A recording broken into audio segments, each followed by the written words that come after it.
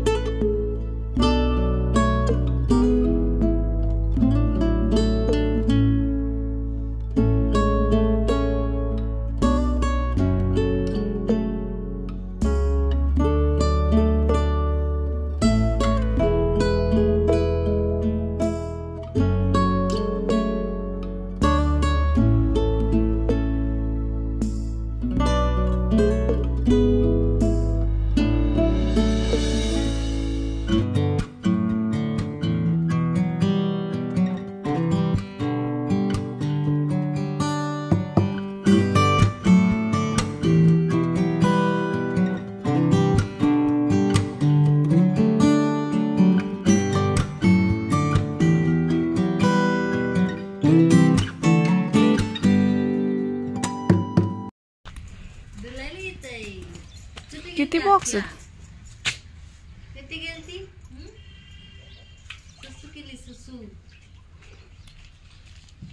Hello, आणि मी निघालेली आहे गारखिंडीला. तर मी इथे सरकारी दवाखान्यामध्ये नाव टाकलं आहे. तुम्हाला माहिती नसेल मे बी, कारण मी अजून कधी सांगितलं नाही. तर मी सहज नाव टाकलेलं आहे आणि तर ते चेकअपला येतात मंथली. आणि मी दुबईला गेलो तेव्हा त्यांना मी सांगून गेले होते, तर ते बोलले काही प्रॉब्लेम नाही, आल्यावरती तुम्ही या.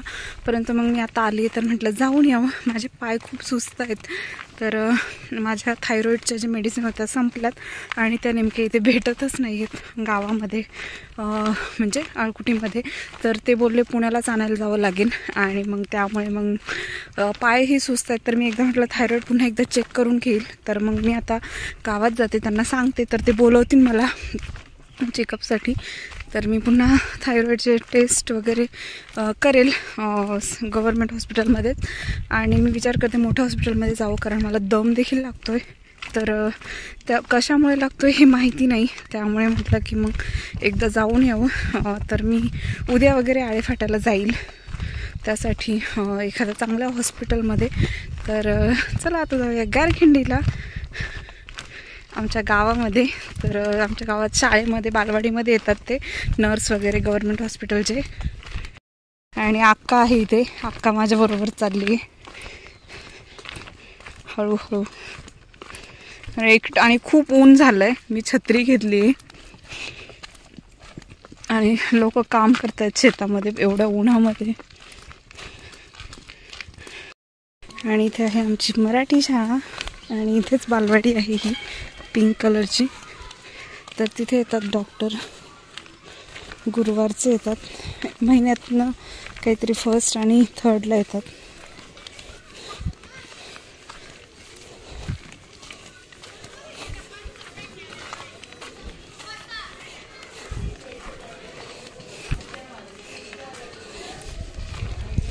आणि मी आलेली आहे जाऊन गावातून. तर त्यांनी नॉर्मल चेकअप करतात, वेट वगैरे घेतात आणि काही त्रास होते का विचारतात आणि मग गव्हर्मेंट हॉस्पिटलला बोलवतात. तर त्यांनी मला बोलवलेलं आहे थायरॉईडची टेस्ट करण्यासाठी.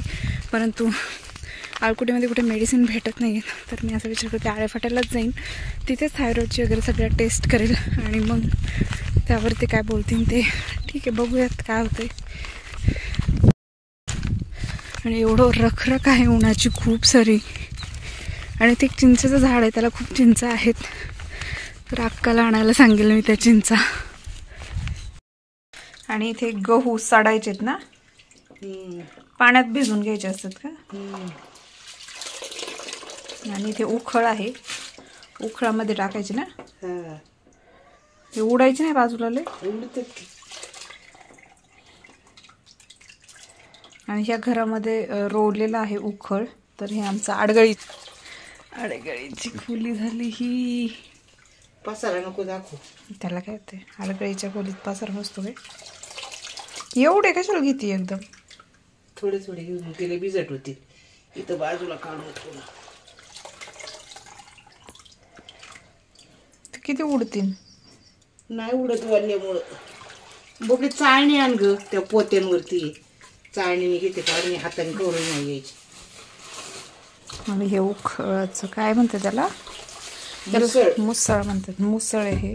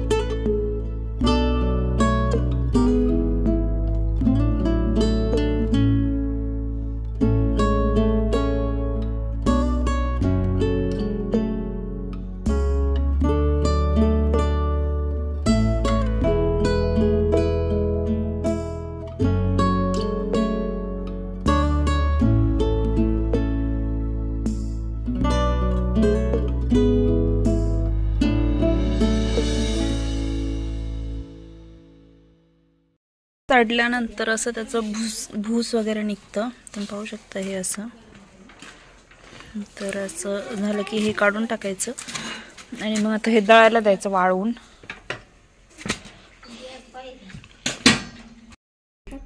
ते आजीची घाल का,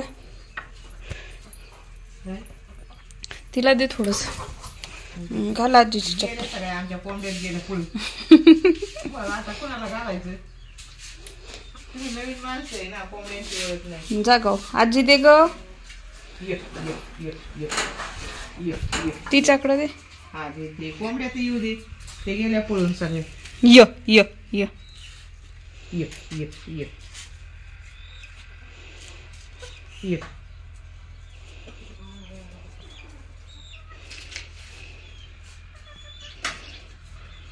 य आता येतील इकडं.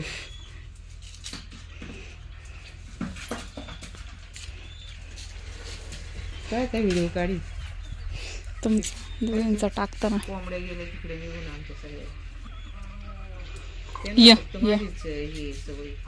आमची लाव ना आता, आम्हाला एवढे दिवस राहायचं म्हटल्यावर. टाक.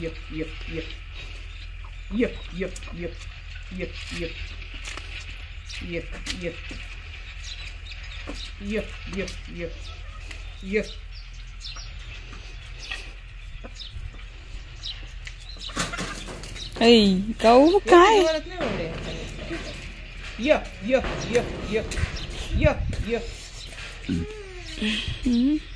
फिनिश. आजीकडे घेतो, आजीकडून थोडं छोट्या पिल्लांना झाले आपण इथूनच टाकायचं.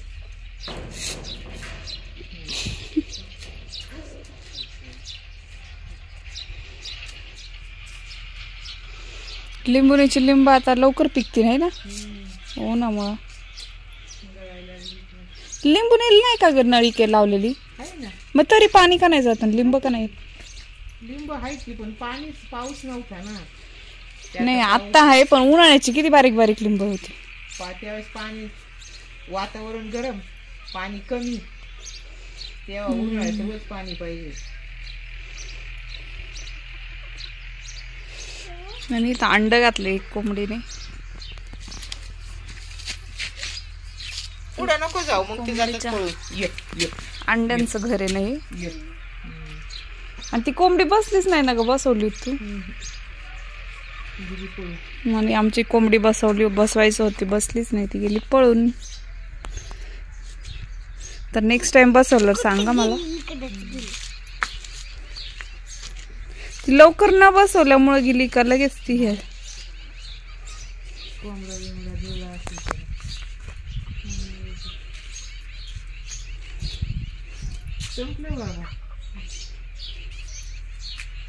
आणि असं ऊन आहे ना बाहेर, नको नको झाली. आणि वडाचं झाड कट केलेलं आहे, त्याच्यामुळे काय वडाच्या झाडाखाली सावली नाहीये जास्त. पण तिकडे कोण बसणार आता? तिथं वडाच्या झाडाला होती ना, आजोबांनी कट केले ना ते. आता इकडे बांधते ना छान छान झाड आजोबांनी वूड कटर वाल्यांना फोन केला. अच्छा. म्हणून झाला. पिरू आलेत आपल्या. आणि इथे कोंबड्यांना खाऊ घातल्यानंतर मी इथेच बसले, तर अक्का माझ्यासाठी चिंच घेऊन आली. आणि खूप आंबट आहे ही चिंच, मी आता एक खाल्लेली आहे. तर मी विचार करते हे चुलीमध्ये घालेल, म्हणजे जरा गरम. आणि चिंच म्हणजे नाही, चुलीमध्ये घातली की जरा मऊ होते आणि खूप टेस्टी लागते. आणि मग त्यानंतर मिठासोबत खायला देखील खूप छान लागेल. इथे आहेत नाचणीच्या बोब्या. तर मी बाजारातून आणल्या होत्या आणि आज मम्मीने तळल्या आहेत गर्गीसाठी वगैरे, आणि मीही घेतल्यात. आणि आमचं जेवण झालेलं आहे आत्ताच. तर आमचं बाळ देखील आता झोपेलच थोड्या वेळाने. आणि गार्गीलाही अंथरून टाकून दिले. गार्गीची एक्झाम चालू आहे. गार्गीचा आज मराठीचा पेपर होता, माहिती नाही काय लिहिलं मराठीच्या पेपरमध्ये. आणि उद्या कम्प्युटर आणि GKचा आहे, बघूया. ते मी काही सांगितलं नाही तिला एवढं.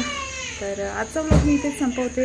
तुम्हाला जर आजचा ब्लॉग आवडला असेल तर माझ्या चॅनलला सबस्क्राईब करायला विसरू नका. भेटूयात नेक्स्ट ब्लॉगमध्ये. तोपर्यंत बाय.